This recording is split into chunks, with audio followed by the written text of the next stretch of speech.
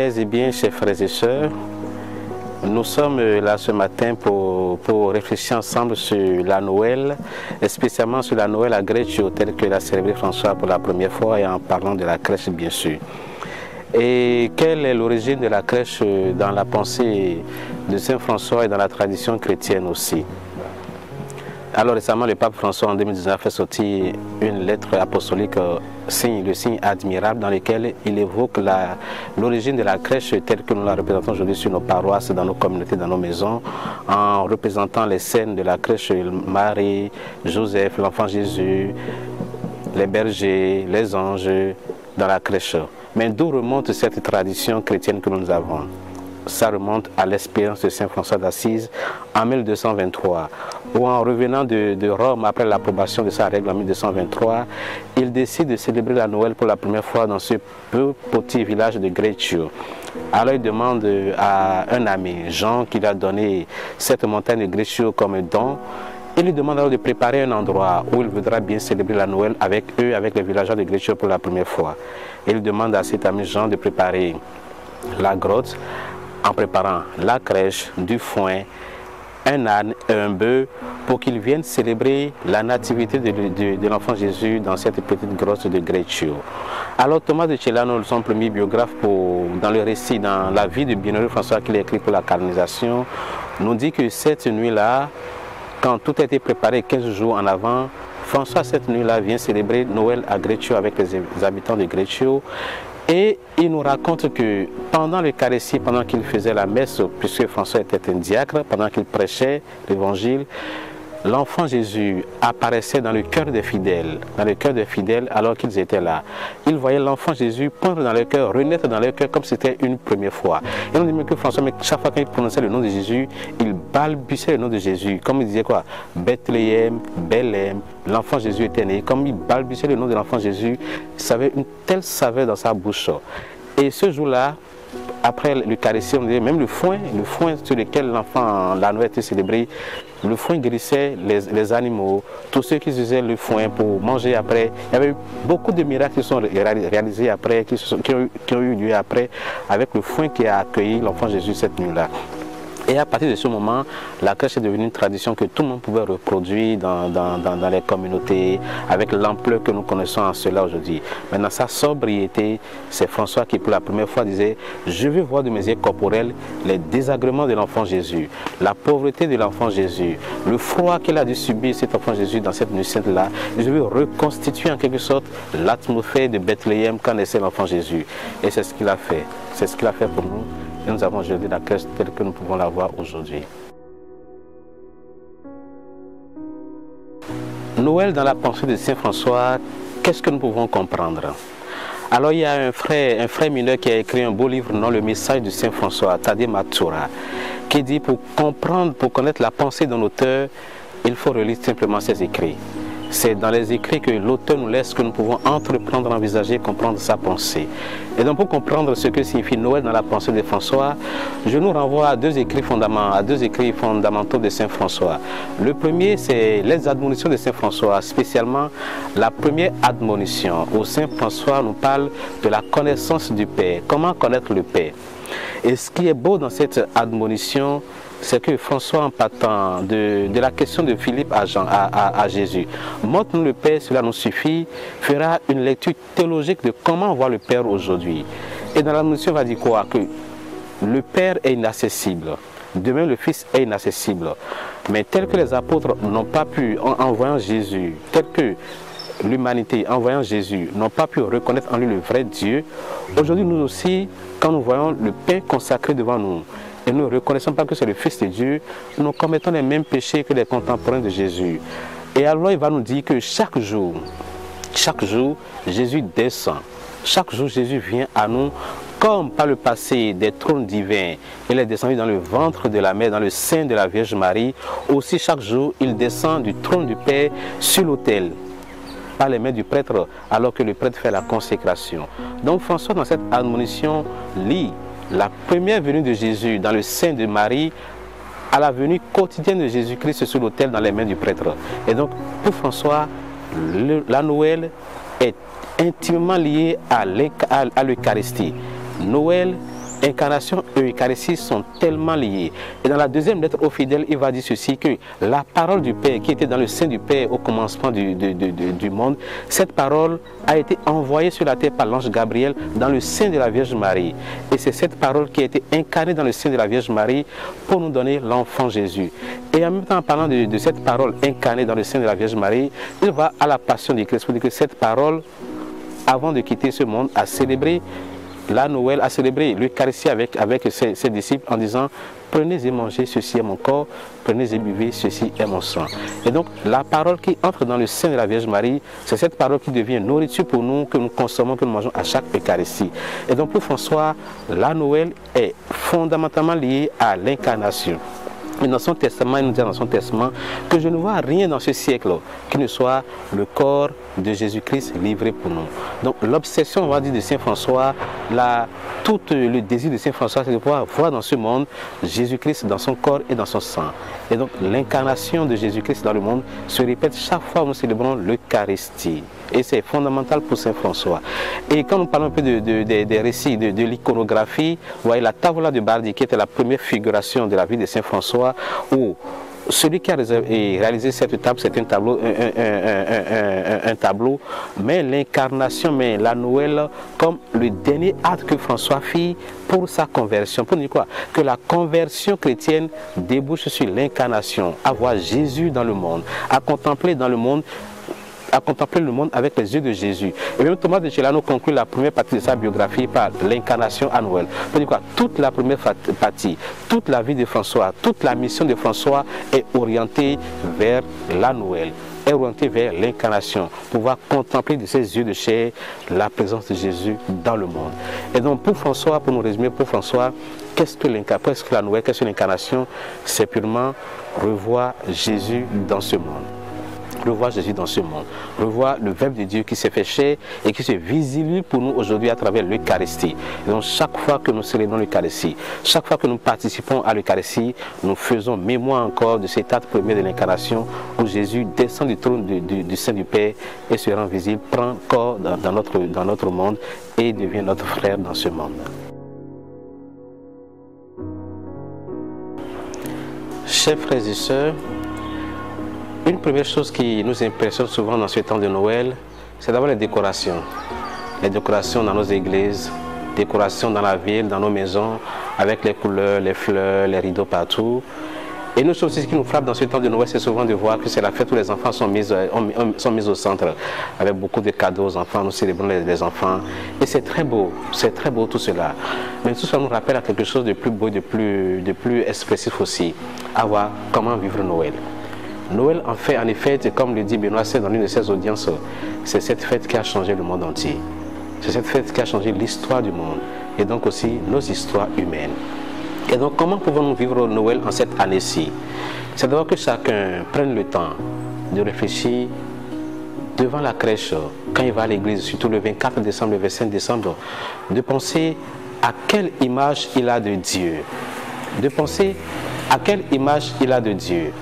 Qui est Dieu pour lui depuis que Dieu a voulu prendre la chair et devenir homme?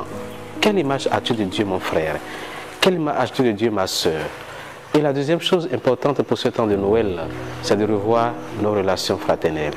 Le Fils de Dieu, le très haut, le grand, l'homme que personne ne pouvait nommer, ce Dieu très haut, très tout-puissant, il est devenu notre frère. Il partage notre humanité et du coup, il fait de nous des frères et sœurs dans le Christ. Alors, comment vis-tu ta vie avec ton frère à la maison? Comment vis-tu ta vie avec ta sœur? Comment vis-tu tes relations quand tu vas au travail, à la maison? Comment les relations familiales sont? Tout ça aussi, c'est ce que Noël nous apprend à vivre de plus profond. Comment nous assainissons? Comment nous améliorons notre vivre ensemble? Le cadre familial, nos relations les uns avec les autres, c'est ce que Noël nous apprend fondamentalement. Parce que Dieu est devenu notre frère, Dieu est devenu un de nous, et il fait de nous des frères et sœurs. Et Noël nous apprend à entrer dans cette dynamique-là pour revoir et changer toutes nos relations fraternelles. Parce qu'avec Noël, tout change autour de nous. La vie change autour de nous. La vie n'est plus la même comme il était, parce que Dieu décide d'entrer dans l'histoire humaine. Et c'est beau aussi de revoir la généalogie. Quand Matthieu nous présente un peu la généalogie, la longue généalogie de Jésus-Christ, avant de dire Jésus fils de Joseph, fils de David qui est né. Jésus entre dans l'histoire des hommes. Quelle que soit l'histoire humaine, Jésus entre dans cette histoire. Il partage l'histoire des hommes pour la changer, faire de nos histoires l'histoire de salut pour chacun de nous. Et donc ça doit nous attirer ces temps-ci, pour ne pas nous arrêter à l'aspect extérieur de Noël, aux décorations, à la beauté de nos crèches, à la beauté des églises, aux couleurs, aux fêtes, aux cadeaux que nous faisons, mais à aller dans l'essentiel du message de Noël. Jésus devient notre frère. Jésus prend notre humanité. Jésus prend notre condition humaine. Jésus devient un de nous. Et du coup, il élève notre dignité. Et il y a ce beau refrain de la Noël qui dit soit Dieu s'est fait homme pour que l'homme devienne participant de la nature divine. Dieu est devenu homme pour nous élever à lui, pour faire entrer notre humanité dans son dessein d'amour. Et c'est ce qui est beau. Si tu fais ça, mon frère, si tu fais ça, ma soeur, tu auras vécu Noël de façon spéciale en cette année 2023-2024. Et c'est mon souhait pour toi. Mon frère, ma soeur, en cette année où nous célébrons le 8e centenaire de la Noël à Greccio, le ministre général des frères capucins, le frère Roberto Genoin, a écrit une lettre en date du 1er janvier 2023 où nous invitait à réfléchir sur cet événement important de la vie de Saint François d'Assise, mais aussi de la vie de tout l'ordre franciscain. Et le titre de ce message qu'il a laissé, c'est quoi? Le Fils de Dieu est devenu notre frère. On nous propose des pistes de réflexion, des méditations autour de Jésus, l'Emmanuel, au milieu de nous. Que pouvons-nous retenir alors du message du ministre général pour nous préparer à Noël en cette année 2023 et spécialement pour faire mémoire des 800 ans de la Noël à Greccio que célébra le frère François d'Assise?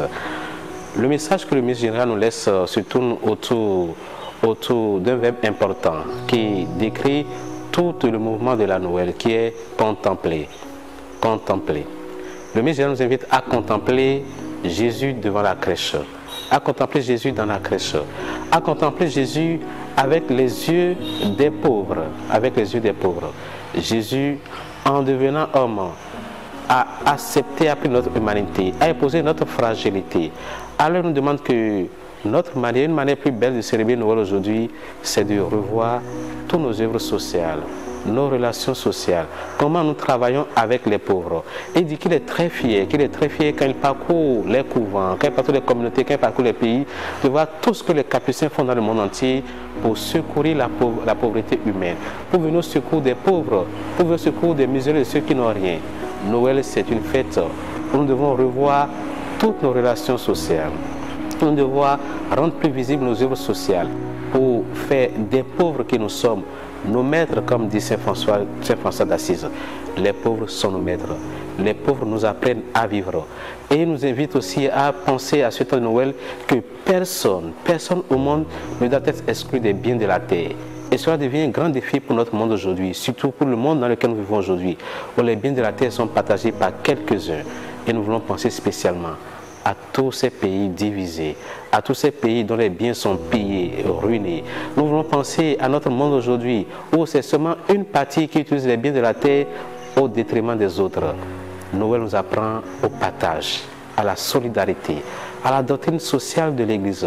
Noël est un temps où nous apprenons à mettre les pauvres devant, à savoir que les biens de la terre doivent être partagés par tout le monde, que personne n'est exclu. Et nous pensons aussi, quand nous célébrons sur Noël, nous pensons à la création, à notre sœur, notre mère, la terre, qui aujourd'hui est beaucoup détruite, qui aujourd'hui est beaucoup agressée. Et ça nous envoie aussi au cri d'alarme du pape François dans sa lettre, dans sa dernière lettre qu'il a écrite sur la nature, Laudate Deum, où nous apprenons encore à louer Dieu par la création, à sauver notre planète, la Terre. Donc le Noël nous apprend aussi à savoir que c'est toute la création qui est sauvée. Jésus a pris corps, Jésus s'est incarné pour sauver le monde entier, pour sauver la création tout entière.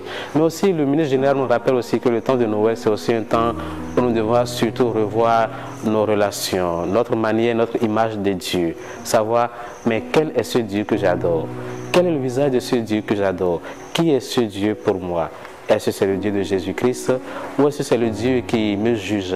Est-ce que le Dieu qui me regarde mal? Est-ce que c'est le Dieu qui ne répond pas à mes prières?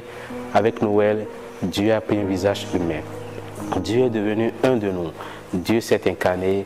Dieu est devenu mon frère. Dieu est devenu l'ami le plus proche possible de moi. Dieu est devenu celui qui entend ma prière. Quelle image tu as, mon frère de Dieu? Quelle image tu as de Dieu, ma soeur? Noël est ce temps où nous assainissons toutes nos images de Dieu. Et donc, nous sommes invités à vraiment célébrer ce temps. Et le ministre général, pour conclure, invoque sur nous, sur ses frères et sœurs de la famille franciscaine, la bénédiction paternelle de Dieu, en demandant que ce temps de Noël soit vraiment un temps de grâce pour nous, un temps où nous entrons dans la joie de Dieu. Un temps où nous apprenons à chanter avec les anges, à chanter avec les bergers, à chanter avec toute la cour céleste, gloire à Dieu au plus haut des cieux et paix sur la terre aux hommes qui l'aiment. Pour repartir de la crèche remplie de joie, l'onction de joie que l'Emmanuel nous apporte, l'onction de joie qui transfigure toute notre vie, qui transfigure toutes nos souffrances et qui nous fait participants de la vie divine. Merci bien, chers frères et sœurs.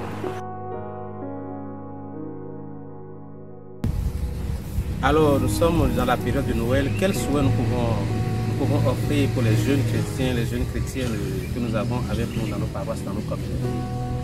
Une chose essentielle, c'est que la Noël, c'est une fête où Dieu apprend à faire confiance en l'homme. Et c'est ça qui est beau. Dieu a confiance en l'homme. Et c'est pourquoi il a voulu que son Fils descende et prenne le corps humain comme premier espace, premier lieu où il veut se rencontrer. Et donc, quel message pour les jeunes aujourd'hui? Que nous devons aussi apprendre à avoir confiance en nous. Quand les jeunes, on apprend à se faire confiance. On apprend à évaluer les potentialités que Dieu fait en nous. On apprend à voir que notre histoire est sacrée aux yeux de Dieu. Que notre vie est sacrée aux yeux de Dieu. Que Dieu fait pleinement confiance en nous. Et quelles que soient nos difficultés que nous vivons, quels que soient les échecs que nous parcourons, Dieu a toujours confiance en nous parce que Dieu a assumé notre corps. Dieu a pris le corps des jeunes, Dieu a pris notre capacité, nos potentiels, nos capacités, nos vertus, nos grâces pour pouvoir se dire à nous. Et donc chaque homme, chaque être humain, chaque jeune que tu es mon frère, ma soeur, Dieu a confiance en toi. Et tu dois avoir confiance aussi en toi.